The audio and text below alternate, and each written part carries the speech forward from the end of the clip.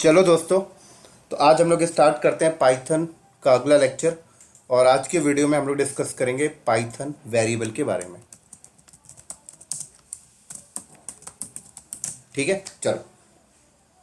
तो जैसे कि मैं आप सबको बता दूं, आप सबको वेरिएबल का इंट्रोडक्शन कॉन्सेप्ट क्लियर होगा। वेरिएबल हम लोग क्यों यूज़ करते हैं और वेरिएबल को यूज़ करने का क्यों क्या बेनिफिट होता है। क्योंकि आप लोगों ने लिनक्स पढ़ा होगा तो वहाँ पर भी वेरिएबल के इंट्रोडक्शन को समझा होगा। आप लोगों ने एनसिबल पढ़ा होगा तो वहाँ पर भी वेरिएबल के कॉन्सेप्ट को समझा, राइट। उसके बाद आप लोगों ने टेराफॉर्म पढ़ा, वहाँ पे भी वेरिएबल के कॉन्सेप्ट को समझा। वेरिएबल का कॉन्सेप्ट वही है जो पहले था। हमें पाइथन के अंदर वेरिएबल टॉपिक को यह समझना है कि पाइथन के अंदर वेरिएबल का वर्क स्टाइल कैसा है। ये इंपॉर्टेंट चीज हम लोग डिस्कस करेंगे आज के वीडियो में। ठीक है, फिर भी मैं एक छोटा सा इंट्रोडक्शन देता हूं वेरिएबल के ऊपर। और एक चीज बता दूं, पाइथन के अंदर ये जो वेरिएबल टॉपिक है ना, ये बहुत बड़ा टॉपिक है दोस्तों, ये छोटा टॉपिक नहीं है। इस टॉपिक को क्लियर करना बहुत इंपॉर्टेंट है अगर आप पाइथन में अपना करियर बनाना चाहते हैं तो, राइट। तो अगर मैं बात करूं कि पाइथन के ऊपर इस वेरिएबल टॉपिक पे कितने लेक्चर बन जाएंगे, तो कम से कम 6-7 लेक्चर यहां पर रेडी होंगे। ठीक है, अगर मैं 20-20, 25-25 मिनट का भी एक लेक्चर बनाऊं इस वेरिएबल टॉपिक के ऊपर, तो 5-6-7-8 लेक्चर बनेंगे। ठीक है, और मैंने आपको बताया भी था 20 मिनट, 25 मिनट, 30 मिनट से ऊपर का लेक्चर एक नहीं रखूंगा। चलो, तो एक लेक्चर में वेरिएबल का टॉपिक क्लियर नहीं होगा, कम से कम 6-7 लेक्चर आएंगे। चलो स्टार्ट करते हैं वेरिएबल का छोटा सा इंट्रोडक्शन। तो वेरिएबल हमें क्यों नीड पड़ती है ये बता देता हूं। क्या होता है कि जब हम लोग प्रोग्रामिंग करते हैं, राइट, जब हम लोग प्रोग्रामिंग करेंगे आगे चल के, या आप लोगों को पता है कि स्क्रिप्टिंग करते हैं, आप लोगों को पता है कि एनसिबल में प्लेबुक राइट करते थे, आप टेराफॉर्म में यामल राइट करते थे। ठीक है, और अगर आप प्रोग्रामर हो तो अगर आप प्रोग्रामिंग कर रहे हो तो क्या होता है कि जब हम लोग प्रोग्रामिंग करते हैं तो कुछ ऐसी एक्स्ट्रा वैल्यू हमें पास करनी पड़ती है ना। प्रोग्रामिंग करते टाइम कुछ एक्स्ट्रा वैल्यू पास करनी पड़ती है। जैसे ये लाइन मैंने आपको टाइप किया, ये वैल्यू मैं अपने एंड से दे रहा हूं प्रोग्राम में। अब क्या होता है प्रोग्रामर को कि ये लाइन जो है ना, ये लाइन ये बार बार उसे नीड पड़ जाती है, तो बार बार प्रोग्रामर को टाइप करना पड़ता है। तो प्रोग्रामर क्या करता है, एक वेरिएबल बना लेता है। जैसे उसने एक इंडिया नाम की वेरिएबल बनाई और क्या किया, ये वैल्यू इसके आगे पुट कर दी, बस। तो अब प्रोग्रामर को क्या फायदा हो जाएगा कि अगर ये वैल्यू उसे बार बार चाहिए तो इतनी बड़ी वैल्यू टाइप करने की जरूरत नहीं है, इस वेरिएबल को कॉल करा लेगा और मिल जाएगा। समझ में आ गई? एक तो ये बेनिफिट होता है। कई बार ऐसा होता है कि कोई ऐसी वैल्यू होती है जो हम उस वैल्यू को उस वैल्यू से कॉल नहीं करना चाहते, तो हम लोग क्या करते हैं, उसे एक डिफरेंट नेम दे देते हैं। मतलब एक डिफरेंट नेम का वेरिएबल बनाया और उसके आगे वो वैल्यू रख दी, तो उसे उस ओरिजिनल नाम से ना कॉल करके एक नए नाम से कॉल कर रहा हूं। वो नया नाम क्या है, एक काइंड ऑफ एक वेरिएबल बन गया। समझ आ गई? चलो, अब हम लोग अपने पॉइंट में आते हैं और हमें इस वीडियो में डिस्कस करना है कि ये जो वेरिएबल है, ये पाइथन के अंदर किस तरीके से इसका वर्क स्टाइल है, किस तरीके से काम करता है। ठीक है, तो इसको समझने के लिए सबसे पहले ये समझो कि आपका जो रैम होता है ना दोस्तों, रैम, ये जो रैम होता है आपके अंदर कंप्यूटर के अंदर, ये रैम 2 पार्ट में डिवाइड होता है, पता है। इस चीज को समझना पड़ेगा आपको, पाइथन के अंदर कैसे वेरिएबल काम करता है, इसको अगर समझना चाहते हो तो।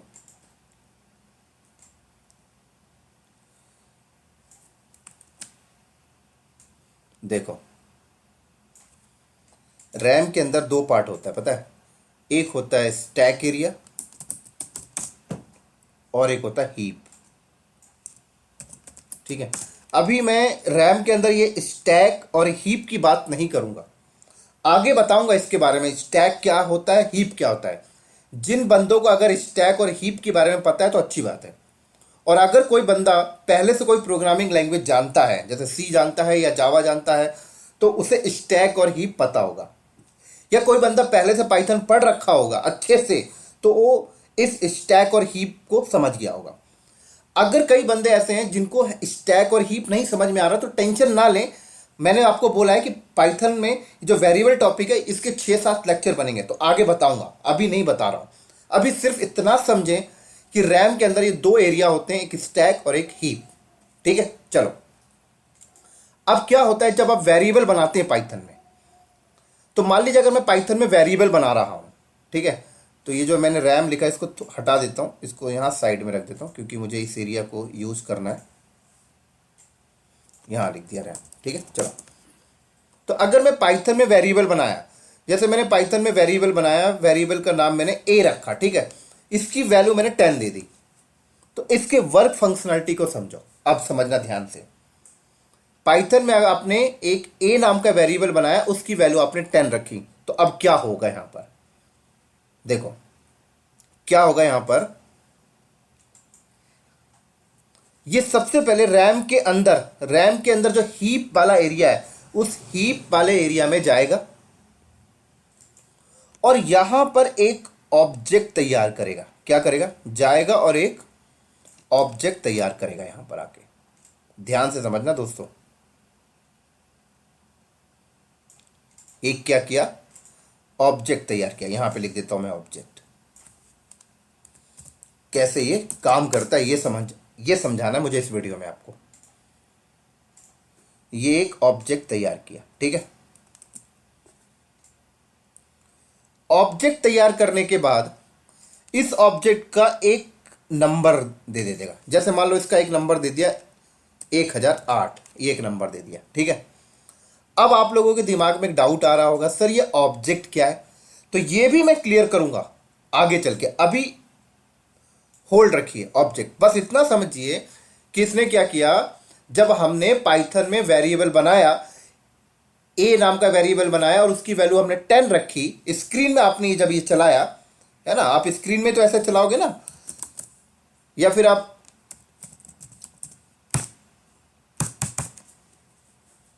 जब आप प्रोग्राम टाइप कर रहे हो तब आप चलाओगे, नोटपैड में चलाओगे, आइडियल पे चलाओगे, है ना।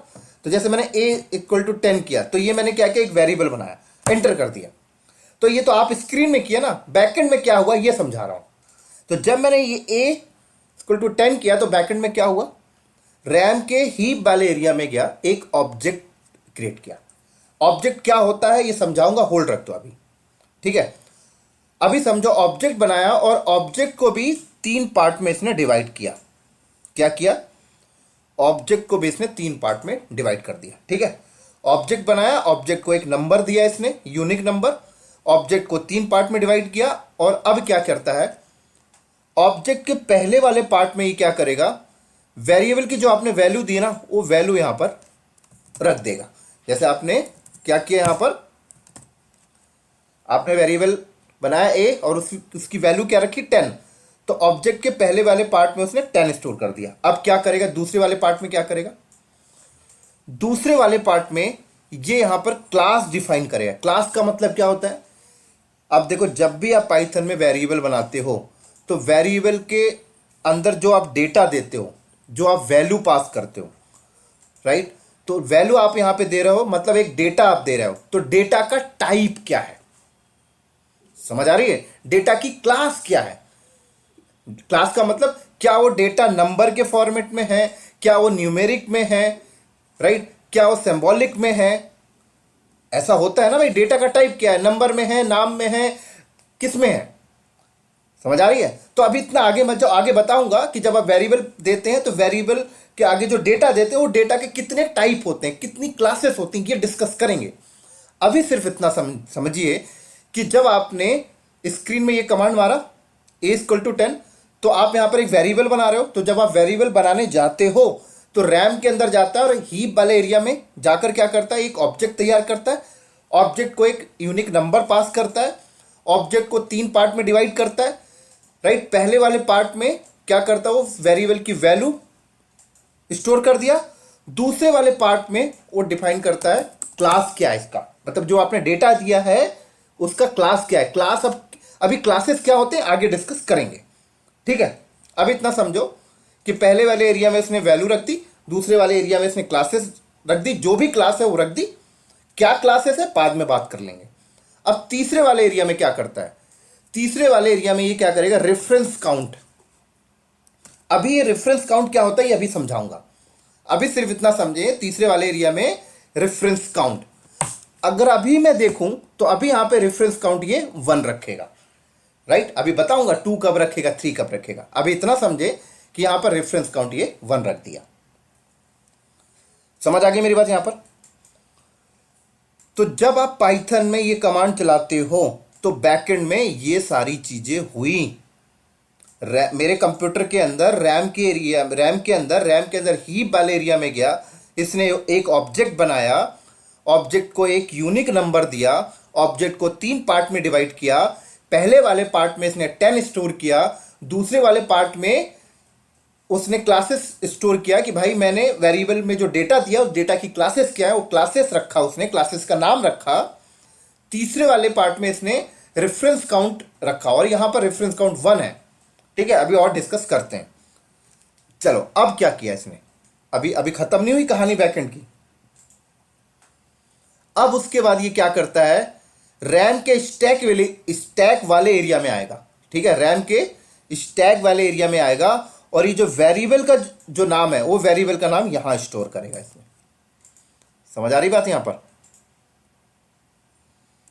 यहां स्टोर करेगा और इसको इसके साथ कनेक्ट कर देगा, ये नंबर के साथ, ऑब्जेक्ट का जो नंबर है। ठीक है, तो देखा जाए यहां पर क्या हुआ। जब आप वेरिएबल बनाते हो तो वेरिएबल की वैल्यू रैम के स्टैक वाले एरिया में आके स्टोर होती है ऑब्जेक्ट के फॉर्मेट में, और उस वेरिएबल का जो नाम है, सॉरी, वेरिएबल की जो वैल्यू है वो रैम के हीप वाले एरिया में आके स्टोर होती है ऑब्जेक्ट के फॉर्मेट में, है ना। और वेरिएबल का जो नाम है वो रैम के स्टैक वाले एरिया में आके स्टोर हो रही है। और देखा जाए तो यहां पर ये एज अ रेफरेंस कॉल कर रहा है, देखा जाए, है ना। समझ आ गई। अब देखो क्या होता है। अब जैसे मैंने ये मैंने बनाया, बहुत अच्छी बात है, ये मैंने बनाया। अब क्या होगा देखो, अब अगर मैं इस वेरिएबल को कॉल करता हूं, जैसे मैंने कॉल किया प्रिंट, ये मैं कॉल कर रहा हूं, तो क्या होता है, तो जब मैं कॉल कर रहा हूं तो मैं इसको कॉल कर रहा हूं, ठीक है ना। ये इसको जब मैंने कॉल किया तो बैकएंड में अपने आप गया इस ऑब्जेक्ट के नंबर के पास और उठा के वैल्यू लाके मुझे प्रिंट कर दिया। ऐसे ही चलता है ये। तो कई लोग इसको रेफरेंस बोल रहे होते हैं। समझ आ गई बात। यहां पर क्या किया भाई मैंने, यहां पर प्रिंट, ये लो, जब मैंने वेरिएबल कॉल किया तो ये रैम के अंदर गया, इस वेरिएबल को कॉल किया, बस अंदर नहीं जाना, अंदर ये जा रहा है पे, इस नंबर पे गया और ये नंबर इस ऑब्जेक्ट का है, वैल्यू मुझे यहां पे दिख गई। समझ आ गई ना बात यहां पर। चलो ये थी कहानी यहां तक। तो जब भी आप पाइथन में वेरिएबल बनाते हैं तो बैकएंड में ये कहानी चलती है। अभी खत्म नहीं हुई, और आगे सुनो। देखो अब मैंने क्या किया, मैंने एक और वेरिएबल बनाया, वेरिएबल का नाम मैंने बी रखा, उसकी वैल्यू मैंने 10 रखा। अब क्या होगा, वेरिएबल का नाम मैंने बी रखा और उसकी वैल्यू मैंने 10 रखा। तो अब आपको पता है, आप यही बोलोगे सर, जाएगा रैम के अंदर, हीप वाले एरिया में जाएगा, एक ऑब्जेक्ट बनाएगा, ऑब्जेक्ट को एक यूनिक नंबर देगा, ऑब्जेक्ट को 3 पार्ट में डिवाइड करेगा, पहले पार्ट में वेरिएबल की वैल्यू रखेगा, दूसरे पार्ट में वेरिएबल की वैल्यू का जो डेटा की क्लास क्या है क्लासेस का नाम रख देगा, तीसरे वाले पार्ट में रेफरेंस काउंट रख देगा। अब कई बंदे बोल रहे होंगे सर ये दो चीज तो समझ आ गई, ये रेफरेंस काउंट अभी समझ नहीं आई, वेट कर लो अभी समझा देता हूं। तो यही करेगा जो मैंने आपको बताया, ऐसे ही करेगा। फिर आप बोलोगे फिर सर स्टैक वाले एरिया में आएगा, यहां पर वेरिएबल का नाम यहां स्टोर करेगा और उस रेफरेंस को कॉल कर लेगा, उस ऑब्जेक्ट के नंबर को। ऐसे ही होगा ना, आप यही बोल रहे हो ना। ऐसा नहीं होगा। हां, अगर आप सी लैंग्वेज में होते तो सी लैंग्वेज में ऐसा हो जाता, लेकिन यहां पर अब ऐसा नहीं होगा। तो भाई फिर होगा क्या, अगर आपने यहां पर क्या किया, एक और वेरिएबल बनाया बी और उसकी वैल्यू 10 रखी है, तो क्या होगा बैकएंड में, समझो बैकएंड में क्या होगा। बैकएंड में वो जाएगा रैम के अंदर हीप वाले एरिया में और हीप वाले एरिया में ढूंढेगा, राइट, हीप वाले एरिया में ढूंढेगा, क्या ढूंढेगा, ऐसा ऑब्जेक्ट ढूंढेगा जिसके अंदर वैल्यू 10 पड़ी हुई है। समझ आ रही बात यहां पे। अगर आपने ये कमांड मारा b = 10, वेरिएबल बनाने की कोशिश करें तो इस वेरिएबल की वैल्यू क्या है, 10 है, तो रैम के अंदर जाएगा और रैम के अंदर हीप वाले एरिया में जाएगा, हीप वाले एरिया में जाके उसके अंदर एक ऐसा ऑब्जेक्ट ढूंढेगा जिसकी वैल्यू 10 है। तो अगर हम देखें तो करंट में अगर हम देखें तो ये ढूंढता है तो इसे मिल जाएगी, भाई एक ऐसा, ये एक ऑब्जेक्ट है जिसकी वैल्यू 10 है। तो मान लो मिल गई तो क्या करेगा, तो मिल गई तो क्या करेगा, वो यहां पर नया ऑब्जेक्ट बनाएगा ही नहीं।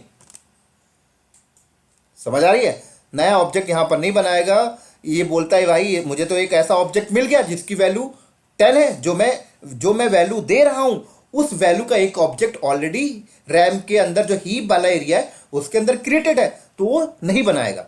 अब क्या करेगा वो, क्या वो स्टैक के अंदर वेरिएबल का नाम भी नहीं बनाएगा, नहीं ये बनाएगा। तो उसने क्या किया, स्टैक के अंदर सिर्फ वेरिएबल का नाम बनाया, वैल्यू के लिए उसने कुछ नहीं किया क्योंकि उसको ऑलरेडी मिल गया एक ऐसा ऑब्जेक्ट जिसकी वैल्यू 10 है। ठीक है, अब क्या करेगा, अब कुछ नहीं करेगा। ये क्या करेगा, ये वेरिएबल इसी ऑब्जेक्ट को कॉल कर लेगा। लो, ये वेरिएबल इसी ऑब्जेक्ट को कॉल कर लिया, बात खत्म। एक नया ऑब्जेक्ट इसने बनाया ही नहीं। समझ आ गई बात यहां पर। चलो, ऐसे ही अगर आपने यहां पर क्या किया, एक और वेरिएबल बनाया C10।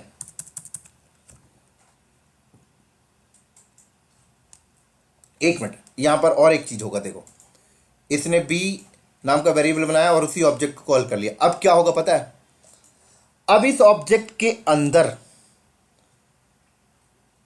ये जो रेफरेंस काउंट है ये 1 की जगह 2 हो जाएगा।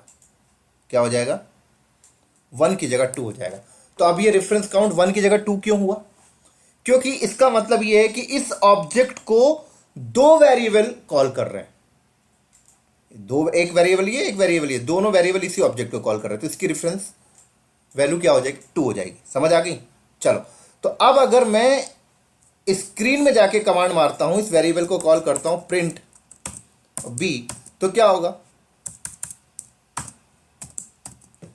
क्या होगा भाई साहब, यहां पर कुछ नहीं, ये इसको पास जाएगा, ये इसी के पास जाएगा बैकेट में। समझ आ गई। चलो अब देखो, अब अगर मैंने यहां पर किया, एक और वेरिएबल बनाया c, अब क्या होगा, अब आप बहुत अच्छे से जान गए होगे। अब आप बोलोगे सर ये कुछ नहीं करने वाला, ये जाएगा हीप के अंदर, ऐसा ऑब्जेक्ट ढूंढेगा जिसकी वैल्यू, जो आपने इस वेरिएबल की वैल्यू दी है वही वैल्यू वाला वो अंदर जाके ऑब्जेक्ट ढूंढेगा, तो उसको मिल जाएगा। ये मिल गया भाई 10, इस ऑब्जेक्ट की वैल्यू क्या है, 10 है। तो ये नया ऑब्जेक्ट बनाएगा ही नहीं, नया ऑब्जेक्ट नहीं बनाएगा, वो सीधे क्या करेगा, स्टैक वाले एरिया में आएगा, वेरिएबल बनाएगा। क्या किया, स्टैक वाले एरिया में आया, वेरिएबल बनाया और सेम ऑब्जेक्ट को कॉल कर लेगा, बात खत्म। ये लो, कॉल किया आपने, तो वैसे ही प्रोसेस यहां पे चलने वाला है। समझ आ गई बात यहां पे। और फिर क्या करेगा, ये जो रेफरेंस काउंट है इस ऑब्जेक्ट का 3 कर देगा, क्योंकि इस ऑब्जेक्ट को अब 3 वेरिएबल कॉल करने लग गए। समझ आ रही मेरी बात यहां पे। चलो, ये पाइथन में ऐसा होता है। अगर आप सी में चले जाएं या अदर लैंग्वेज में चले जाएं तो वहां पर ऐसा नहीं होता दोस्तों। वहां पर क्या करेगा, वो अलग अलग बनाएगा, ए का अलग, बी का अलग, सी का अलग। वहां पे ऑब्जेक्ट कॉन्सेप्ट तो होता ही नहीं है, वहां पे ब्लॉक बनाएगा। ऐसा एक ब्लॉक बना लिया ए, एक ब्लॉक बना लिया बी के लिए, एक ब्लॉक बना लिया सी के लिए। ये सारी चीजें सी में देखेंगे हम, अभी तो हम पाइथन देख रहे हैं। पाइथन में ऐसा होता है, बस ऐसा समझे, ठीक है। चलो, अब ऐसा होने से बेनिफिट क्या हुआ भाई, अगर आप सी में हैं तो सी में क्या हो रहा है, सी प्लस प्लस में क्या हो रहा है भाई, कि ए के लिए अलग ब्लॉक बनाया, बी के लिए अलग ब्लॉक बनाया, सी के लिए अलग ब्लॉक बनाया। मतलब जो ए की वैल्यू के लिए उसने जो 10 स्टोर करना था, रैम में अलग स्पेस लिया। बी वेरिएबल के लिए जो वैल्यू स्टोर करनी थी उसके लिए उसने अलग रैम में स्पेस ले लिया, सी के लिए अलग रैम में स्पेस ले लिया। लेकिन पाइथन में जब आप आए तो पाइथन में उसने रैम में एक ही बार 10 राइट करने के लिए एक ही बार स्पेस लिया, बार बार नहीं लिया। तो आप बोलोगे क्या फायदा है, रैम बच गई आपकी, यहां पर रैम बच गई। मेमोरी मैनेजमेंट देखो, ये पाइथन की मेमोरी मैनेजमेंट है। समझ आ गई मेरी बात। ये फायदा हुआ इंटरव्यू में, अगर आपसे पूछता है कोई इसका बेनिफिट क्या, तो आप सीधा बोले सर रैम बच रही है हमारी, मेमोरी मैनेजमेंट अच्छा है। यहां पर अगर आप 100 वेरिएबल बनाए, और मान लीजिए अगर आप सी में जाते हैं, सी में 100 वेरिएबल बनाते हैं और 100 वेरिएबल का जो नाम है वो डिफरेंट डिफरेंट है, लेकिन 100 के 100 वेरिएबल की जो वैल्यू है वो सेम है, तो सी में क्या होगा, 100 वेरिएबल के लिए अलग अलग अलग अलग स्पेस लेगा हो, भला ही वैल्यू सेम रख रहे हो। पाइथन में ऐसा नहीं हो रहा। पाइथन में क्या हो रहा, 100 वेरिएबल है और 100 वेरिएबल की अगर वैल्यू सेम है तो इस पे जगह वो एक ही बार ले रहा। हाँ, अगर वैल्यू अलग अलग होगी तो स्वाभाविक बनता है यार, जब वैल्यू ही अलग अलग है तो फिर स्पेस भी अलग अलग होनी चाहिए, लेकिन जब वैल्यू सेम है तो एक ही बार स्पेस यूज कर रहा है। तो ये मेमोरी मैनेजमेंट अच्छा है पाइथन का।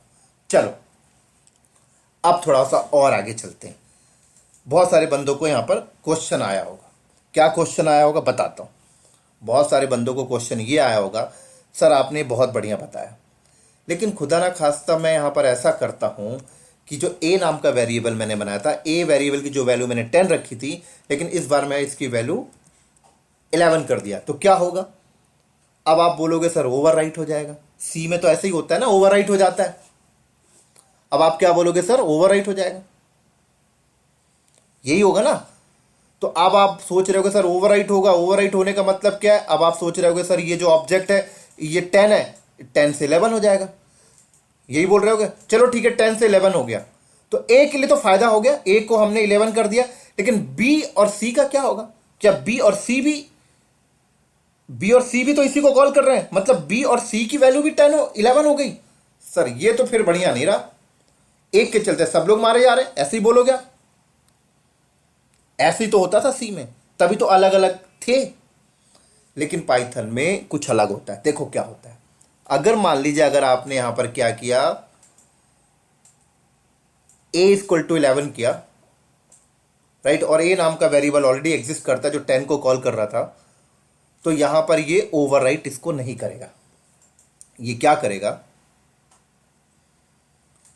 फिर वही करेगा, जाएगा रैम के अंदर हीप एरिया में, जाके ऐसा एक ऑब्जेक्ट ढूंढेगा जिसकी वैल्यू 11 हो। तो उसे क्या मिल रही है इस ऑब्जेक्ट, इस हीप एरिया के अंदर ऐसा कोई ऑब्जेक्ट मिल रहा है जिसकी वैल्यू 11 है, नहीं है ना। तो ये क्या करेगा, एक नया ऑब्जेक्ट तैयार करेगा। क्या किया इसने, एक नया ऑब्जेक्ट तैयार किया। समझो इस बात को ध्यान से, उस ऑब्जेक्ट का एक नंबर देगा यूनिक, मान लो ये दे दिया 1009। इस ऑब्जेक्ट को इसने वही किया, 3 पार्ट में डिवाइड किया। पहले वाले पार्ट में उसने वैल्यू रख दी 11, दूसरे वाले पार्ट में इसने रख दी क्लास, तीसरे वाले पार्ट में इसने आरसी रख दी, और अभी आरसी इसने 1 रखा।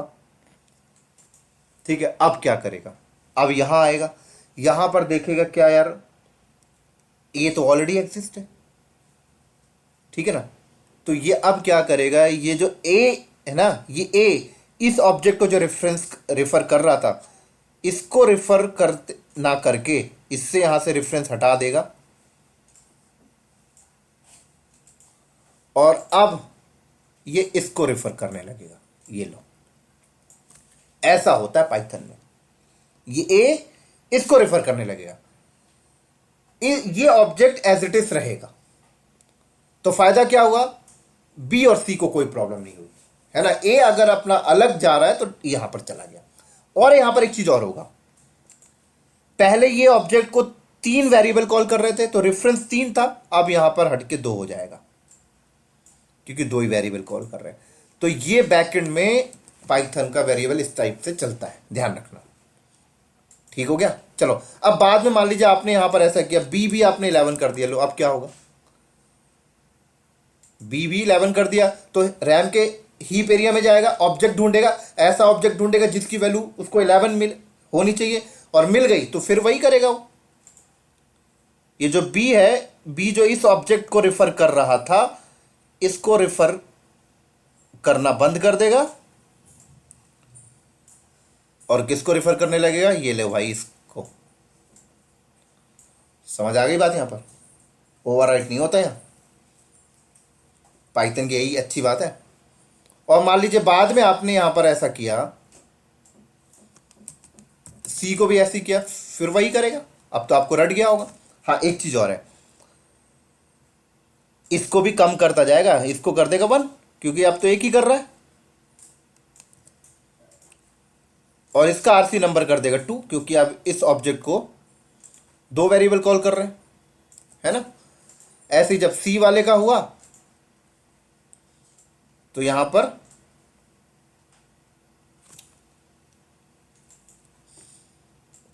ये अब इसको कॉल करने लगे, लो। तो अब देखा जाए तो इस ऑब्जेक्ट को कोई भी वेरिएबल कॉल नहीं कर रहा है, तो यहां पर आरसी नंबर इसका कर देगा क्या, 0, और इसका आरसी नंबर क्या हो जाएगा आप लोगों का पता हो गया होगा, इसका आरसी नंबर कर देगा 3। ऐसे काम करता है पाइथन में। चलो अब एक और इंपॉर्टेंट चीज, अब अगर हम देखें तो ये जो ऑब्जेक्ट है, ये ऑब्जेक्ट को कोई भी वेरिएबल इसे कॉल नहीं कर रहा, तो एक प्रकार से देखा जाए तो ये ऑब्जेक्ट जो है रैम में जो पड़ा हुआ है, ये कहीं ना कहीं एक प्रकार से गार्बेज हो गया, कचरा है एक प्रकार से। समझ आ गई, एक प्रकार से क्या है, ये कचरा है। तो अब पाइथन की जो टीम है, बोले तो पाइथन को किसने बनाया, पीएसएफ ने। तो पीएसएफ की टीम ने यहां पर एक आपको पाइथन के अंदर एक ऐसा इनबिल्ट सॉफ्टवेयर लाके दिया कि ऐसा ऑब्जेक्ट जिसको कोई भी वेरिएबल कॉल नहीं करेगा, वो एक प्रकार से क्या हो गया, गार्बेज हो गया, कचरा हो गया। तो उस कचरे को ऑटोमेटिक डिलीट कर दो। तो पाइथन के अंदर एक सॉफ्टवेयर होता है गार्बेज कलेक्टर।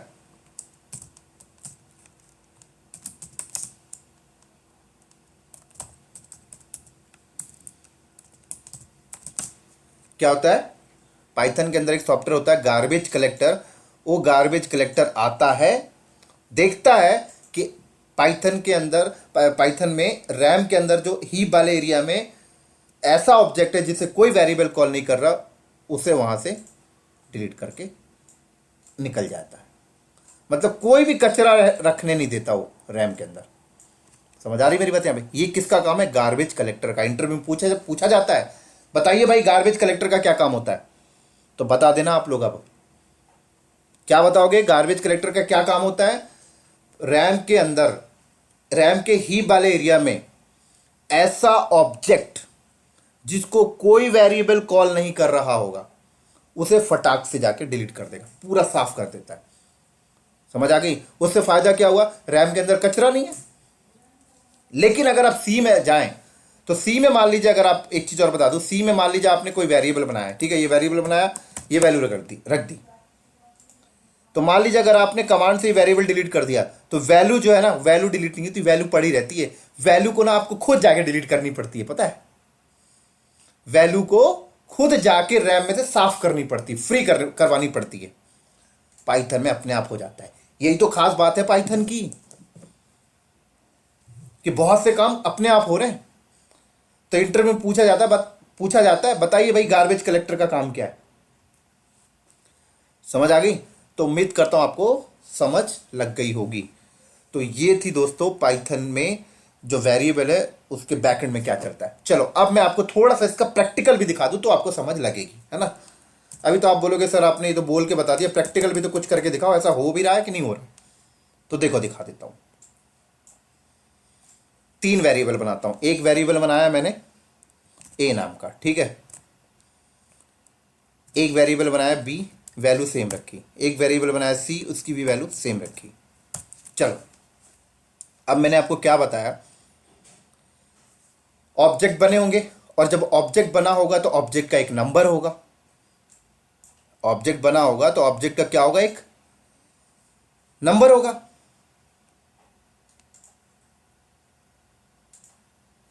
है ना। उस ऑब्जेक्ट का नंबर देखना चाहते हो तो ऐसे देखो, आईडी एक फंक्शन है, आगे पढ़ाऊंगा ये फंक्शन क्या होता है। अभी ऐसे समझो कि हमने जो वेरिएबल बनाया है, तो बैकएंड में जो ऑब्जेक्ट बना है, और ये वेरिएबल जिस ऑब्जेक्ट को कॉल कर रहे हैं उस ऑब्जेक्ट का नंबर क्या है वो देखना है, तो आईडी नाम का फंक्शन यूज कर लो। आगे फंक्शन पढ़ेंगे तो पूरा समझ जाएंगे कैसे कॉल करते हैं ये वेरिएबल का नाम। तो ये बता दिया कि ये वेरिएबल बैकएंड में उस ऑब्जेक्ट को कॉल कर रहा है, उस ऑब्जेक्ट को कॉल कर रहा है जिस ऑब्जेक्ट का नंबर ये है। ए का देख लिया, बी का भी देख लो, सी का भी देख लो,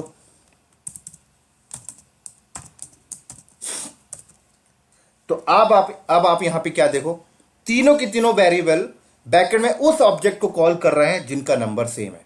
दिख रहा है आपको? यहां पर कॉपी करा मैं इसको थोड़ा सा आपको समझाने के लिए। तो ऐसा समझें, ये जो नंबर है, ये नंबर इस ऑब्जेक्ट का है और तीनों की तीनों वेरिएबल इसी नंबर को कॉल कर रहे हैं, है ना? तो समझ आ गई प्रैक्टिकल। अब एक चीज और देखो, मान लीजिए ए वेरिएबल की वैल्यू मैंने चेंज कर दी, तो क्या हुआ? उसने बैकएंड में एक नया ऑब्जेक्ट बनाया होगा। अब इसका नंबर देखो क्या आ गया, अलग आ गया। लेकिन अगर हम बी का देखें, बी अभी भी उसी को कॉल कर रहा है। और अगर हम सी देखें तो सी भी अभी उसी को कॉल कर रहा है, सिर्फ ये अलग हो गया, मतलब एक नया ऑब्जेक्ट बन गया, राइट? लेकिन अगर मैं यहां पर देखूं, बी की भी वैल्यू मैंने वही कर दी, सी की भी वैल्यू मैंने वही कर दी। अब देखो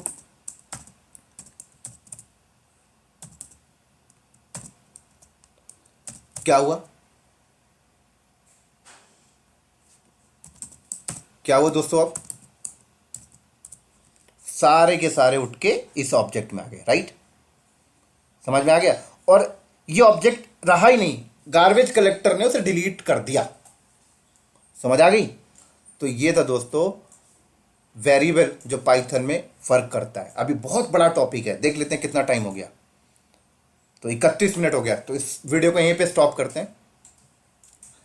अगले वीडियो में मिलेंगे हम लोग, इसी वेरिएबल के आगे कंटिन्यू। बहुत बड़ा टॉपिक है, बहुत समझ के चलना है पे।